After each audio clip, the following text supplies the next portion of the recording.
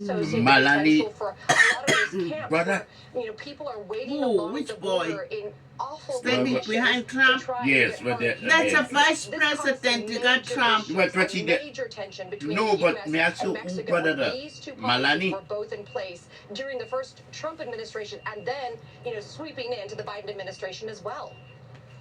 Any indication from authorities there on the ground as to how far they think the Trump administration will go in these early days? You talk about Title 42, of course, was used during COVID. It was actually used in the early days of the Biden administration until the courts caught up with them. But there's been a lot of talk about whether or not that can be brought back in light of other concerns that are now on the radar. And I think that is why it's so important for us to pay attention to Because the you know why verbiage, you're the full. wording Because of you how eat these it. executive orders will come out.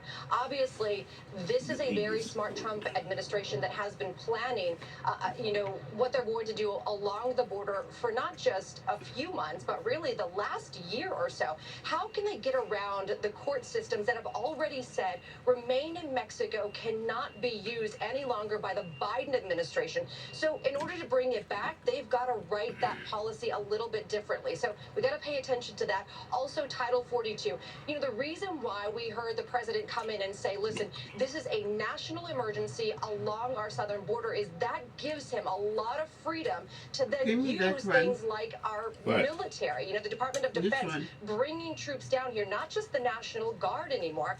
So I think we're going to see him use those avenues. And then also the help of Title 42. Again, we've heard a lot of rumblings along the border, a lot of sources and contacts saying we do believe Title 42 is going to come back. This is something that local law enforcement, more specifically Customs and Border Patrol, these agents can use instantly. It is plug and play for them, David, because they've already had Title 42 in place. They had 4 to 5 years of being able to use that particular policy. So for them, they're ready to go. It's just a matter of what comes out in those executive orders as to exactly, what situations will call for those policies. Have any of the authorities who've witnessed sort of the change in just the last 6 months there, given the very late stage action taken by outgoing President Joe Biden, and has anyone asked the question down there, why not simply have acted much sooner for the Democrats, obviously given the swift reduction in just the issue at the border in the last 6 months?